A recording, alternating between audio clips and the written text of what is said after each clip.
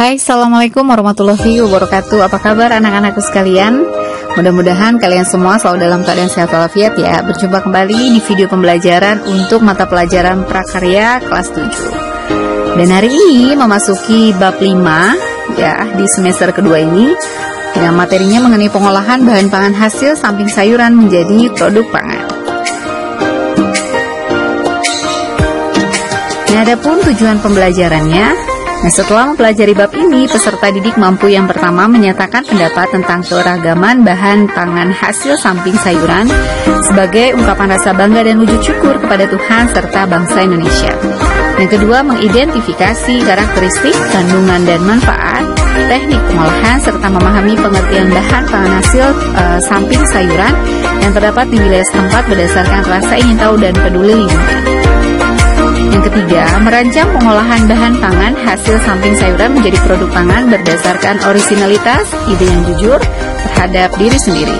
Dan yang keempat, membuat, menguji, dan mengkomunikasikan karya pengolahan bahan pangan sayuran menjadi produk pangan sesuai dengan kebutuhan wilayah setempat berdasarkan teknik dan prosedur yang tepat dengan penuh disiplin dan rasa tanggung jawab. Oke, baik anak-anakku sekalian, sebagai makhluk ciptaan Tuhan, tentu kita berpikir betapa Tuhan menciptakan berbagai macam pangan untuk kebutuhan manusia, dan sebagai karunia yang sangat luar biasa. Manusia diciptakan oleh Tuhan Yang Maha Esa pun dengan kesempurnaan jasmani dan rohani untuk dapat hidup dengan menggunakan kemampuan berpikirnya dan bekerja dengan kekuatan kelengkapan jasmani. Sungguh karunia yang patut kita syukuri ya. Pada bab ini, kalian akan mempelajari hasil samping dari sayuran menjadi olahan produk pangan. Nah, biasanya saat kita mengolah bahan pangan sayuran, ada banyak bagian sayuran yang tidak digunakan atau kita buang ya. Tapi tidak semua hasil samping dari sayuran itu tidak bermanfaat. Justru saat pengolah bahan pangan, seringkali kita membuang batang, tangkai, kulit maupun daun bagian luar dari sayuran. Yang pertama adalah pengertian bahan pangan hasil samping sayuran. Nah, apa sih bahan pangan hasil samping sayuran? Bahan pangan hasil samping sayuran adalah bahan samping atau bagian lain yang dihasilkan dari tanaman sayuran selain daripada bahan pangan utama sayuran yang ternyata masih bisa kita manfaatkan. Dan hasil samping dari sayuran dapat dimanfaatkan sebagai olahan pangan yang dapat dikonsumsi oleh manusia dan tentunya juga dapat dikonsumsi oleh hewan. Yang B adalah kandungan dan manfaat dari bagian hasil samping sayuran. Yang pertama adalah kulit bawang. Kulit bawang merupakan hasil samping dari sayuran umbi talas, diantaranya kulit bawang merah, kulit bawang putih, dan kulit bawang bombay. Kulit bawang mengandung quercetin, yakni sebuah senyawa yang dapat membantu menurunkan tekanan darah dan mendukung sistem kekebalan tubuh atau antioksidan yang sangat tinggi. Selain itu, quercetin dapat mengurangi peradangan, melawan alergi, dan dapat mencegah kanker. Yang kedua adalah batang dan daun brokoli. Sayur brokoli yang biasa dikonsumsi adalah bunganya. Oleh karena itu, batang dan daun bunga brokoli dikatakan sebagai hasil samping sayur brokoli. Batang brokoli masih dapat dimakan dengan mengupas sedikit bagian yang keras dari batangnya. Dan nutrisi tidak hanya terkandung pada bunga brokoli, tetapi ternyata batang dan daunnya pun banyak mengandung nutrisi. Kandungan nutrisi pada batang brokoli sama seperti yang terkandung dalam bunga brokoli. Dan daun brokoli ini banyak mengandung karotenoid, merupakan sumber vitamin A yang dapat mencegah kanker. Yang ketiga adalah tangkai daun hijau pada wortel. Tanaman wortel tumbuh di dalam tanah karena wortel mempunyai akar tunggang yang berubah bentuk menjadi bulat dan disebut umbi yang berwarna oranye. Tanaman wortel memiliki struktur batang yang pendek, hampir tidak terlihat. Dan tangkai daun memang agak tebal dan kaku, namun permukaan daunnya halus. Tangkai daun hijau pada wortel inilah hasil samping dari sayuran wortel. Tangkai hijau daun pada wortel mengandung banyak nutrisi, yaitu memiliki banyak antioksidan. Daun hijau kaya akan kalsium, magnesium, niacin, zat besi, zinc, vitamin B, vitamin K, dan kandungan tersebut itu tentunya dapat membantu melawan kanker usus besar. Yang keempat adalah kulit kentang. Kentang kaya akan kandungan dan manfaat. Tetapi kulit kentang ternyata lebih baik dari kentang itu sendiri loh. Nah, selama ini kita selalu membuang kulit kentang dan menganggapnya sampah organik yang tidak bisa digunakan lagi. Dan ternyata nutrisi kentang itu ternyata paling banyak terletak pada bagian bawah kulitnya. Dan bagian kulit kentang kaya akan asam klorogenik, yaitu polifenol yang mencegah mutasi sel-sel yang mengarah pada kanker. Nah, asam klorogenik ini berfungsi sebagai antioksidan yang dapat menetralkan radikal bebas yang berpotensi menjadi obat kanker alami. Selain itu, kulit kentang banyak mengandung serat larut, potasium, zat besi, fosfor, seng, kalsium, kalium, vitamin A, B, dan C. Selanjutnya adalah kulit melinjo. Tanaman melinjo yang biasa dimanfaatkan adalah daun dan biji melinjo. Nah, biji melinjo umumnya dibuat emping dan jika dikonsumsi secara berlebihan tentu akan menyebabkan penyakit asam urat. Biji melinjo mengandung antioksidan yang tinggi yang berguna sebagai pencegah radikal bebas seperti kanker dan jantung. Dan ternyata kulit melinjo mengandung energi yang tinggi, karbohidrat, protein, lemak, kalsium, fosfor, vitamin A, B1, dan C. Nah, jika biji melinjo akan menyebabkan sakit asam urat, namun justru kulit melinjonya merupakan obat asam urat.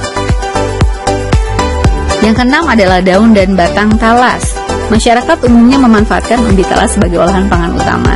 Nah, umbi talas mempunyai kandungan karbohidrat non-beras dan serat yang tinggi. Jika ingin berdiet, maka disarankan untuk mengonsumsi umbi talas. Karena umbi ini bisa membantu mengatur berat badan dan melancarkan pencernaan. Dan kandungan nutrisi yang terdapat pada daun talas antara lain polifenol, protein, karbohidrat, lemak, kalsium, fosfor, zat besi, dan juga beberapa vitamin seperti vitamin A, B1, dan C.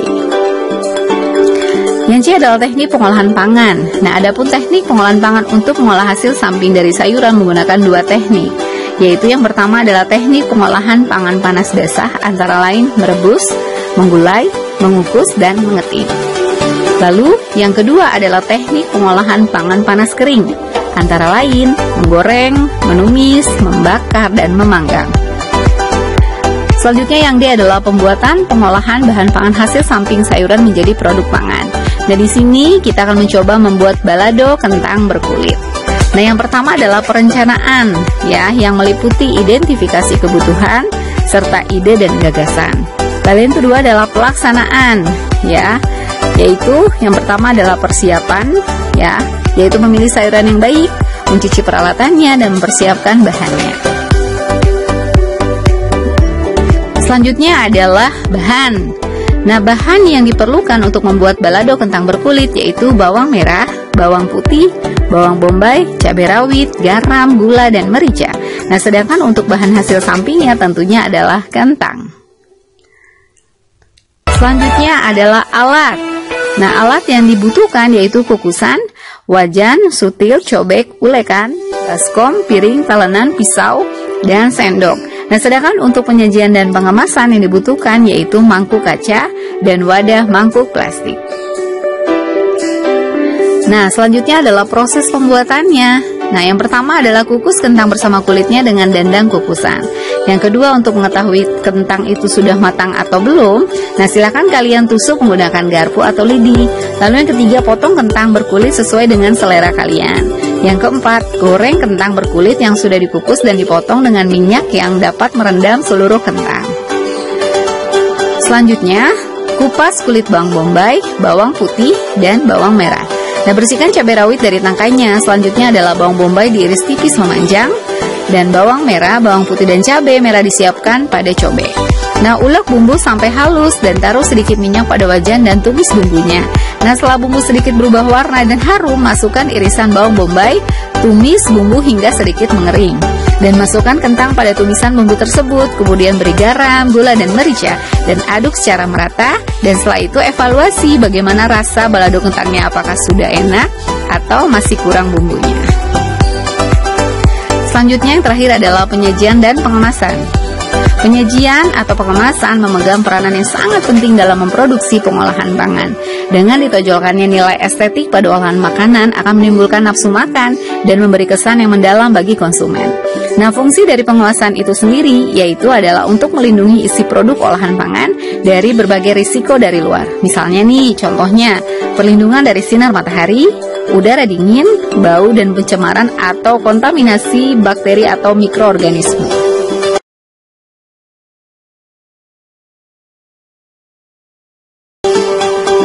Nah, silakan setelah kalian menyimak semua materi hari ini, nah tugasnya adalah pembuatan pengolahan pangan. Simak baik-baik ya. Yang pertama, kalian buatlah produk olahan pangan dengan bahan hasil samping sayuran kentang yang sudah dijelaskan tadi. Lalu yang kedua, tuliskan semua tahapan pembuatan produk pangan, mulai dari alat, bahan, dan langkah-langkah pembuatannya. Silakan kalian tuliskan di kertas folio bergaris ya. Nah, setelah dibuat olahannya, kalian evaluasi rasanya bagaimana, apakah rasanya sudah enak atau masih kurang. Nah, selanjutnya foto semua alat, bahan, dan hasil produk olahannya. Nah, setelah itu ditempelkan di kertas folio bergaris. Nah, bagaimana? Mudah-mudahan kalian semua paham dengan tugasnya ya, dan kalian juga paham dengan materi yang Ibu sampaikan hari ini. Oke, baik, terima kasih anak-anakku sekalian, dan sampai jumpa di video pembelajaran berikutnya ya. Wassalamualaikum warahmatullahi wabarakatuh.